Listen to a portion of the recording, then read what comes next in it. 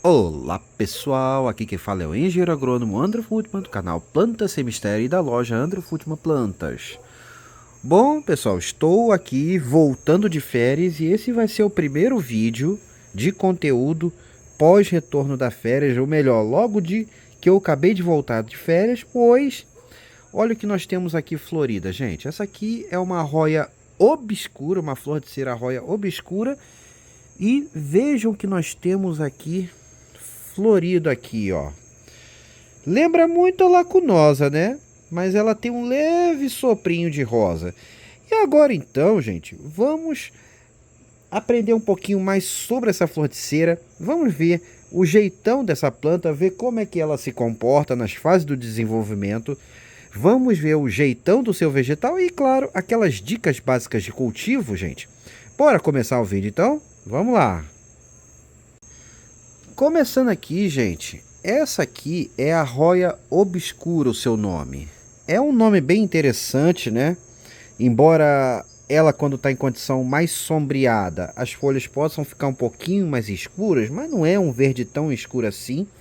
Mas ela, quando fica em condições de mais luminosidade, as folhas, principalmente as mais novas, adquirem um tom levemente avermelhado, gente. Mas eu vou voltar a falar disso mais adiante.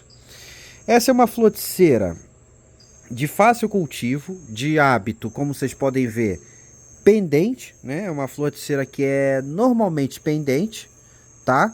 Ela produz chicotes, como a gente está vendo aqui, ó. Então, ela pode, ou tanto como uma planta trepadeira, ou como uma planta pendente. E ela tem essa tendência de cair naturalmente. Aqui eu não tirei os ramos que estavam pendurados e soltei, não. Ela faz isso naturalmente, então ela é mais pendente do que trepadeira, embora ela emita alguns chicotes, tá? E o curioso da arroia obscura, gente, é que se você olhar bem, a planta em si não tem nada a ver com uma arroia lacunosa, né? É bem diferente, as folhas são grandes, tem veias marcadas, as folhas tem bastante folhagem, né? Bem grande, bem diferente, é um outro vegetal que é bastante diferente da lacunosa, mas a flor, como a gente pode ver aqui, a flor lembra bastante da arroia lacunosa, da arroia croniana, e aqui a gente está vendo, né? Só que ela tem, aqui na luz não vai ficar muito bem visível, mas ela tem um leve sopro de rosa, gente. Então essa flor costuma, tá com um pouco de pulgão inclusive, mas ela costuma. E essa floração já está meio velha, mas ela tem um leve soprinho de rosa. Ela não é branca, creme, aquele branco creme como a lacunosa e a croniana. Mas a flor é do mesmo tamanho praticamente e tem o mesmo formato, tá, gente? Essa flor de cera, época de florescimento dela, normalmente é no mesmo das outras, né? Ou seja, ela floresce na primavera e verão, tá? Nós estamos aqui em novembro já, dia 28 de novembro hoje. E ela tá florescendo aqui, como vocês podem ver, tá? É uma planta que que cresce relativamente bastante rápido, né? Tem um crescimento moderado a rápido. E como é que é o seu comportamento? Florações predominantemente na primavera e verão, ou seja, períodos mais quentes do ano. Locais onde o clima é constantemente quente, principalmente norte, nordeste do país, pode ser que essa planta floresça mais vezes ao ano, tá? Mas normalmente o seu período é nessa época do ano, gente, tá bom? E o crescimento dessa planta é da seguinte maneira: como outras flores de cera, nos períodos mais quentes da primavera e verão, ela tem um crescimento mais acelerado, temperaturas mais altas, umidade maior. Essa planta cresce de forma mais acelerada e ela vai crescer bastante.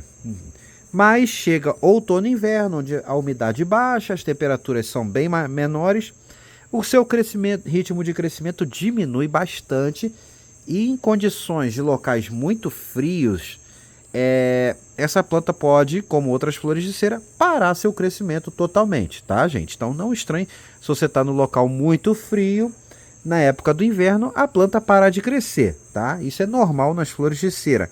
E como toda flor de cera, ela não é resistente à geada, então tem que proteger nesses locais frios, tá bom?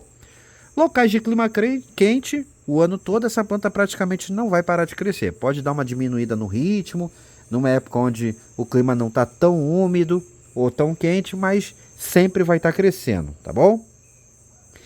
E como é que é o crescimento dessa planta, gente? Aqui nós temos um ramo mais novo, ó, tá vindo daqui, esse ramo é novinho, ó. Saiu dessa base aqui, essa ramificação começou aqui e ela já tem uma outra ramificação aqui também que saiu, ó, aqui, e essa é a ramificação mais nova desse broto.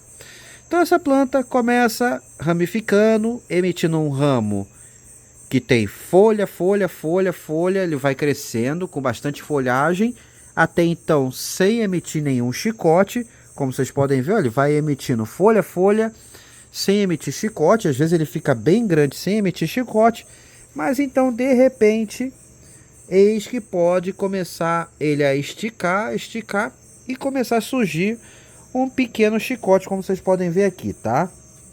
Então essa planta, ela pode emitir um chicotezinho, mas não é um chicote muito pronunciado. Essa planta ela quase se comporta mais como uma planta arbustiva do que como uma planta trepadeira, que é aquelas flores de cera que não emitem chicotes, tá? Mas ela emite sim um chicote pequeno, porém emite, vocês estão vendo aqui. Mas como a gente vê aqui nesse vegetal, quase não tem chicote, ó. Mas tem, aqui tem mais um exemplo, vamos ver se eu consigo chegar nele. Aqui, né, um pouquinho complicado, mas ó, aqui tem mais um chicote. Ó, ela embolou com a outra planta aqui, mas aqui, ó, temos mais um chicotezinho, ó. E essa folha aqui, ó, começando, tá aqui, ó, outro chicote e eu já botei aqui, ó. Tem alguns pulgõezinhos aqui, ó, tá bom? Esse aqui eu falo depois, gente. Então aqui tem um chicote. Então a planta que produz um chicote pequeno. Então o ramo cresce, cresce, cresce, normal, eu botando folha.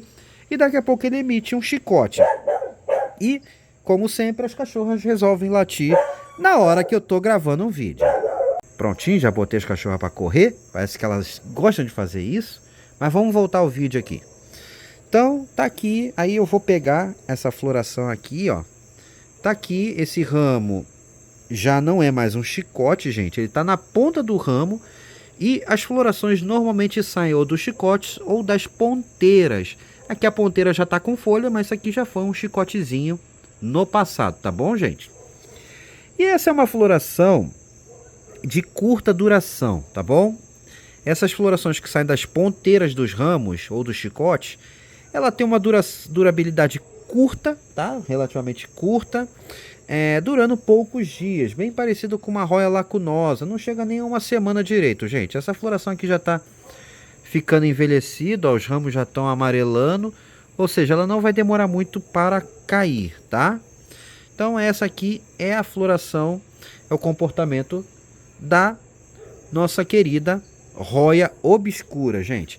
E aí, ao longo do ano, depois esse ciclo se repete, gente. Continuando aqui ainda no comportamento dessa planta, ela tem um crescimento bastante ramificado. Então, ao longo do ano, essa planta ramifica bastante na base, como acontece muito com as plantas que são pendentes, como as flores de ceras pendentes. Normalmente, elas têm essa capacidade de muita ramificação. Nesse ponto, ela é bastante parecida com a lacunosa, que inclusive já tem aqui no canal também, gente, a arroia lacunosa. Quem não viu, veja aqui a lacunosa e em seguida aqui a croniana também. As fases do desenvolvimento dessas duas, vocês vão ver que elas têm assim um comportamento um bocado parecido, né? A planta que cresce bastante para baixo, ramifica muito, fica uma planta bem cheia, né? Então, com isso, eu termino as fases do desenvolvimento dessa planta e agora vamos ver o jeito, como é que é o corpo dessa planta. Bora lá? Jeitão do vegetal da arroia obscura, gente. Para começar, como sempre, raízes. Vamos tentar chegar nas raízes aqui, ó. Tem aqui uma planta invasora. Deixa eu tirar, que essa planta aqui nasce para todo lado.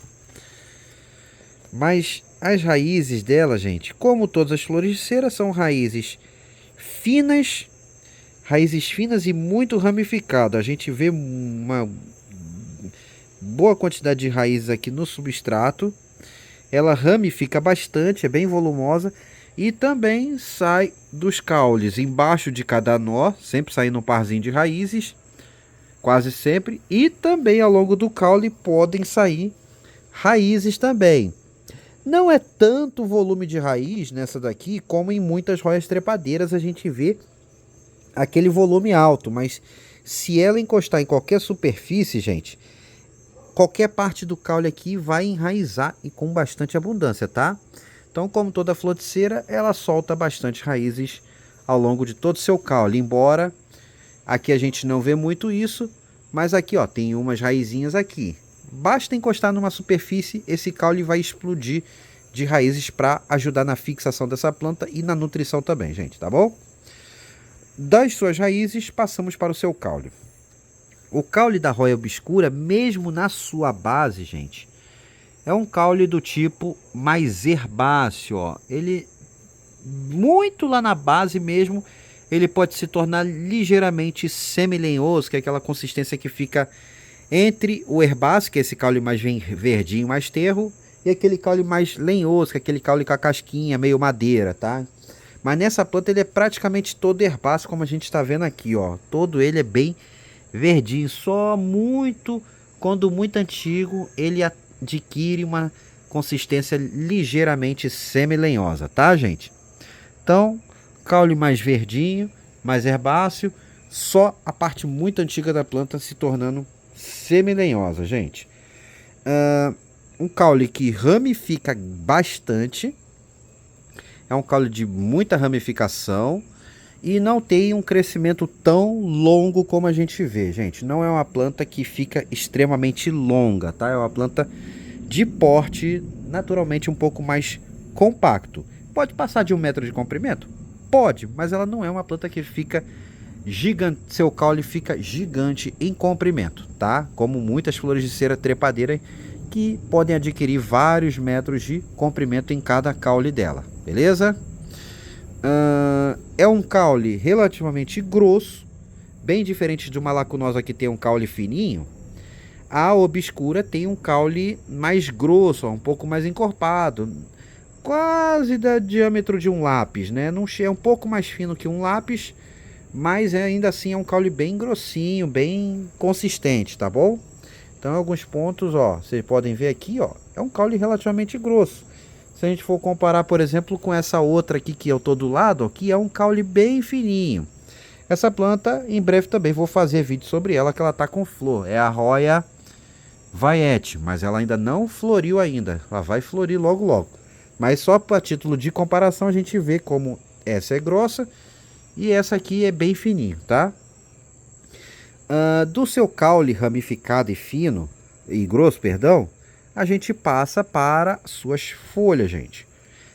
As folhas da Roya obscura é uma coisa bem interessante, porque é uma folha bonita, um formato mais alongado, não chega a ser bem elíptico, né?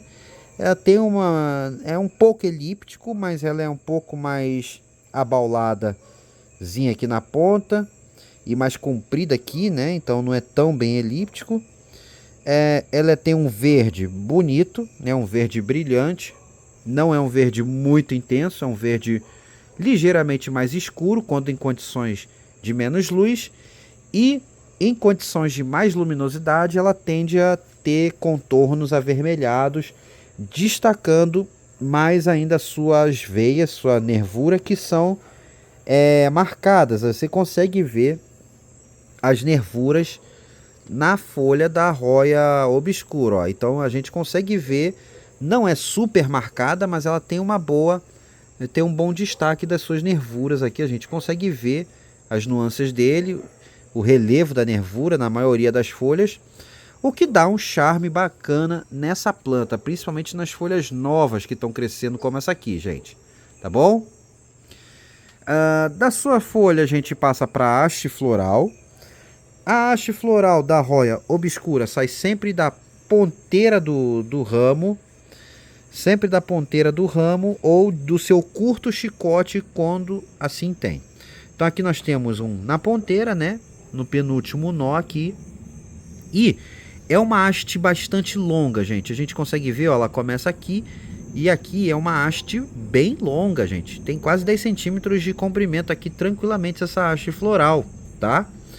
Uma haste que comporta um cacho de flores, como toda floriceira, uma umbela, que é esse formato de guarda-chuva invertido, em que as flores saem todas do mesmo ponto e abrem praticamente ao mesmo tempo, tá? Então nós temos aqui um cacho bem volumoso, com um número grande de flores, assim como a lacunosa. Passando aqui, provavelmente, passando tranquilamente de 20 flores por cacho, tá bom, gente? E aí, da sua haste e cacho de flores, a gente passa aqui para a sua flor. A sua flor, gente, ela é muito parecida com a roia lacunosa. Inclusive, o seu perfume também é bem agradável como a lacunosa. Porém, ela tem um sopro bem discreto de rosa. Dá para vocês verem aqui, não é a melhor luz, é mais visível na luz natural. Eu estou aqui à noite com flash, mas podemos ver que ela tem esse sopro róseo aqui nas suas flores, gente, tá? Diferente da lacunosa, que é um branco creme. Essa aqui tem um leve sopro rosa. Algumas variedades da obscura podem ser mais rosa, outras podem ser mais creme, tá bom? Mas ela costuma ter esse soprinho bacana dessa flor, que é muito parecida com a lacunosa, gente.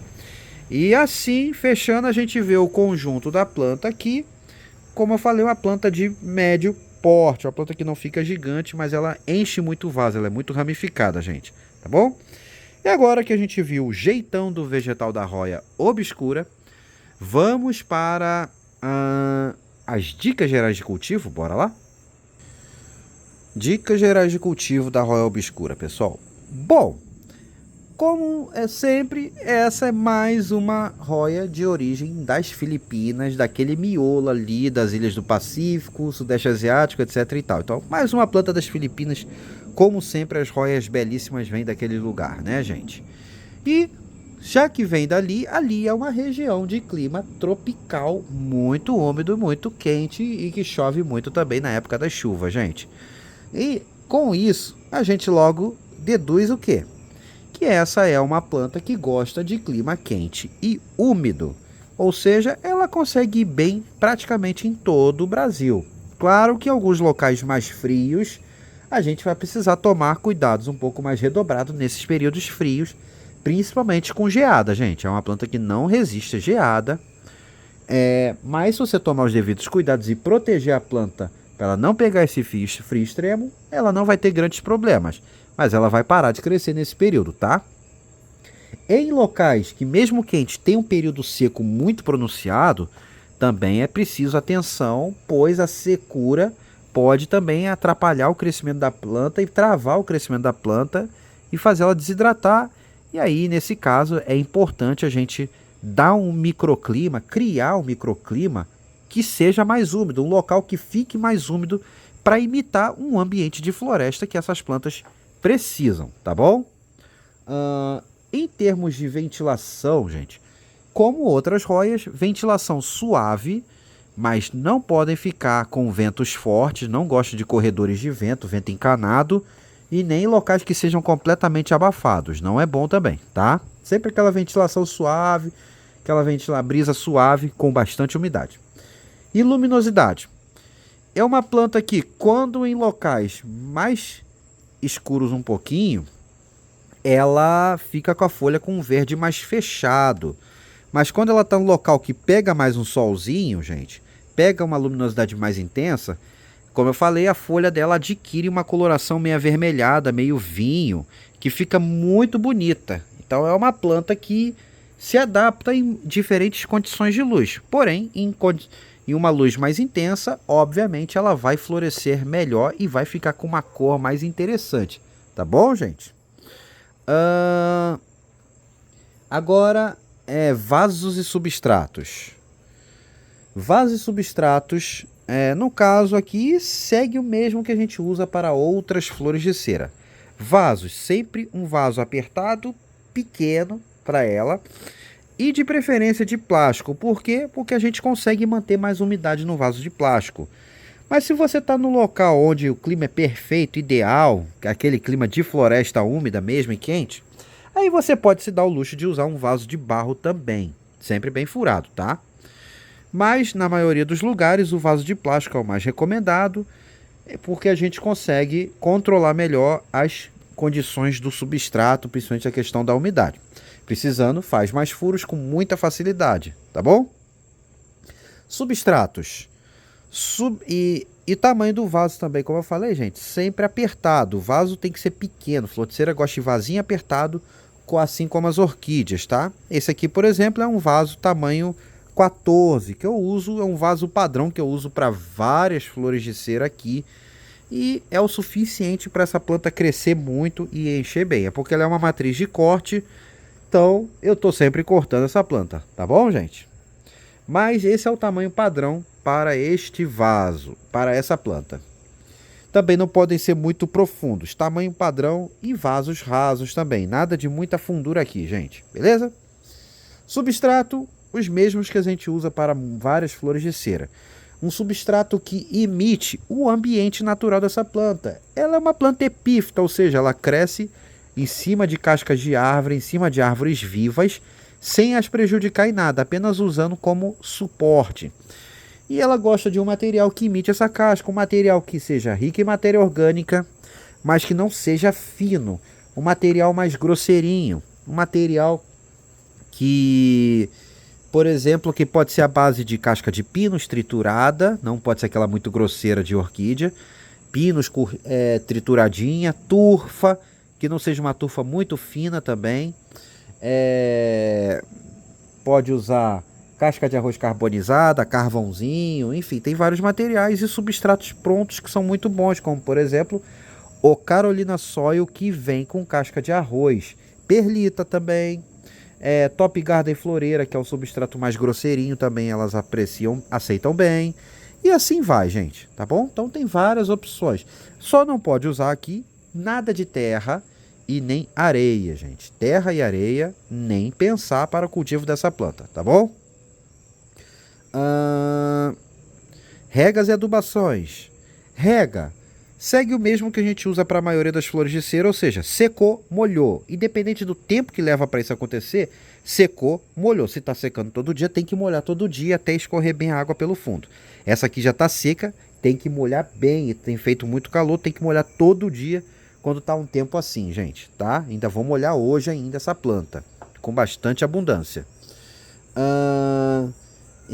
Então vocês têm que estar sempre atentos a isso. Secou, molhou. Sempre vá observando, porque ao longo do tempo muda esse tempo de secagem, tá? Depende de vários fatores. Substrato, idade do substrato, clima, ambiente que ela tá, tudo isso vai influenciar na secagem do substrato, tá bom? Então fiquem sempre atentos a isso. E sempre muita drenagem no vaso para evitar encharcamento que elas não toleram, tá bom? Adubação. Adubação não tem nada de especial aqui em termos de adubação para a roia obscura, gente. A adubação é a mesma que a gente usa para outras flores de cera, ou seja, você pode estar utilizando aqueles adubos solúveis que a gente usa para orquídeas, principalmente fórmulas equilibradas, tipo 20-20-20, ou aquelas que têm um pouquinho mais de fósforo e potássio em relação ao nitrogênio, gente. Essas fórmulas você dilui na água, conforme a recomendação, e aplica, principalmente no período de crescimento da planta, de maior crescimento, que é primavera e verão, semanalmente, podendo espaçar mais no outono e inverno, sendo quinzenal ou até mensal, se é um período que está mais frio e a planta está em baixa atividade. Não adianta exagerar no adubo nesse período que ela não vai responder, tá? Então ela responde bem esses adubos de orquídea, desde que não exagere. Também pode-se usar adubos de liberação lenta, se você preferir, não quer ter trabalho de estar toda semana adubando.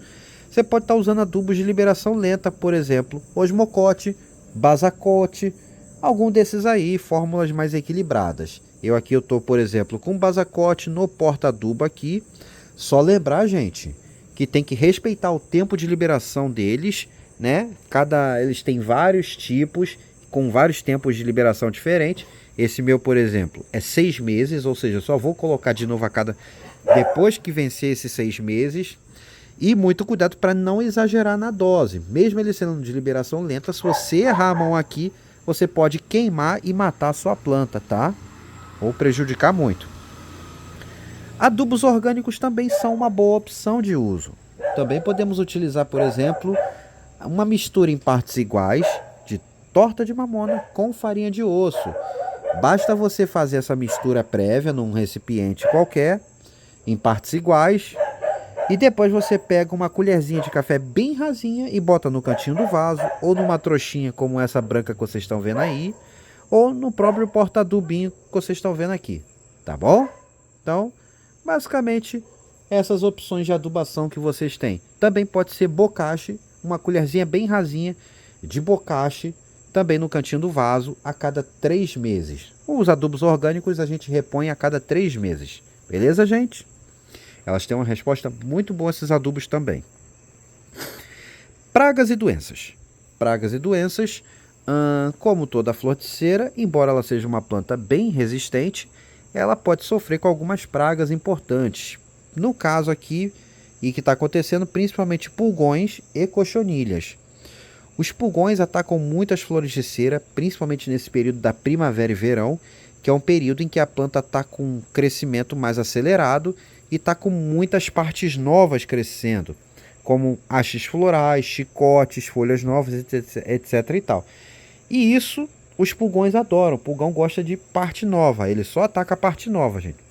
Então, a gente viu aqui na haste floral, nessa haste floral aqui, justamente está cheio de resquício de pulgão. E eles são os que mais atacam e que mais enchem o saco aqui do nosso cultivo. Porém, felizmente, os pulgões também são os mais fáceis da gente controlar. Então a gente consegue controlar pulgões, o amarelo, o pulgão branco, o verde, enfim, vários pulgões. A gente controla eles com certa facilidade, com o uso até de receitas caseiras, à base de sabão, de fumo, óleo de nim, óleo mineral. Tudo isso pode ser usado, respeitando as dosagens e horário de aplicação. E os pulgões normalmente controlam-se muito bem. Lembrando, gente, qualquer produto ou inseticida que for usar para controlar pulgão, cochonilha ou qualquer praga, tem que ser aplicado sempre no finalzinho do dia ou à noite. Não aplique no horário quente e nem de manhã, tá? Para não prejudicar outros bichos e a própria planta. Nematóides. Nematóides, dentre as pragas e as doenças, são de fato as que mais causam problema nas flores de cera, gente. E a melhor forma da gente prevenir nematóides, que são vermes microscópicos que atacam a raiz da planta e a base da planta, e formam aqueles famosos carocinhos que a gente chama de galha na raiz, ou aquelas lesões que deixam a base da planta toda ferida, toda estranha também. A melhor forma de prevenir é usar substrato de boa qualidade, de boa procedência. Essa é a principal forma. Você pode estar usando produtos como pirolenhoso, pode estar usando pirolenhoso, ajuda bastante. Também pode estar usando Proverme, que é um produto de uso veterinário, de venda livre, mas que ele tem ação contra nematóides em geral. Então também pode ser usado como prevenção principalmente também. Mas a principal forma, sem sombra de dúvida, é o uso de substrato de qualidade, gente. Não usa terra. Terra, vocês não têm garantia da qualidade. Vem com muita semente de mato também, que vai acabar virando problema. E não é um substrato adequado para o enraizamento, por ser uma planta epífita e não uma planta terrestre, tá? E areia, pior ainda. Areia é um vetor muito grande para nematóides. Nematóides amam areia. Nematóides que prejudicam a planta adoram areia, gente. Então, nem pensar em usar. Use substrato de qualidade, porque assim vocês vão evitar muito problema com nematóide. E uma vez planta atacada por nematóide, só tem uma solução, que é fazer normalmente o replante, cortar toda aquela parte da base fora, sacrificar aquela base da planta para recuperá-la, tá bom? E fazer ela enraizar de novo. Basicamente é o único jeito de recuperar planta por nematóide, beleza? Pode ter outras doenças, mas assim não é muito comum. Então, a não ser que tenha um erro muito grande de cultivo, que esteja encharcando, ela dificilmente vai te dar dor de cabeça em termos de problemas, tá bom, gente? Uma planta muito tranquila, bem fácil de cuidar mesmo, obscura e bem generosa. Replantes e divisões para acabar. Replantes. A gente replanta roia, a nossa floticeira, quando o substrato está velho e precisa trocar, porque ela já não está mais enraizando legal e nada. E aí, sempre que for nesses casos assim, ou por nematóide também, é interessante fazer aquela decapitação, eliminar toda aquela raiz velha que já não está mais eficiente, para a planta enraizar de novo e recuperar o seu viço, o seu vigor, tá bom? Isso ajuda demais. E qual é a melhor época para a gente replantar normalmente? Primavera e verão é o melhor período para a gente replantar. Mas se você está num local quente, gente, se você tem um local que o clima é maravilhoso, aí você pode replantar qualquer época do ano que ela vai aceitar bem. Mas se o seu local tem o inverno rigoroso, não mexa nela no inverno. Deixa ela quietinha no inverno para não estressar a planta e correr o risco de perder, tá bom? Divisão. A gente faz muda da roia obscura, assim como outras roias, através dos seus ramos, pedaço dos seus ramos maduros. Ela enraiza com muita facilidade seus ramos, então a gente pega um pedaço de ramo maduro, que já está desenvolvido, com no mínimo um nozinho, que é de onde saem as folhas, no mínimo um nó. Mas quanto maior o ramo, mais rápido ele enraiza, mais rápido a planta recupera. Tá beleza, gente? Então, era aí, e a época para fazer isso, a mesma do replante. Joinha, gente? Então, era isso que eu tinha que falar da roia obscura para vocês.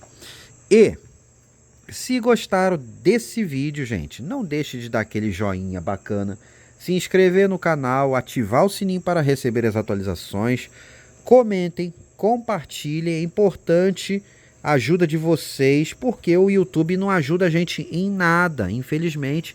Ele divulga cada vez menos o trabalho e fica assim, né? O vídeo fica com pouca visualização, gente.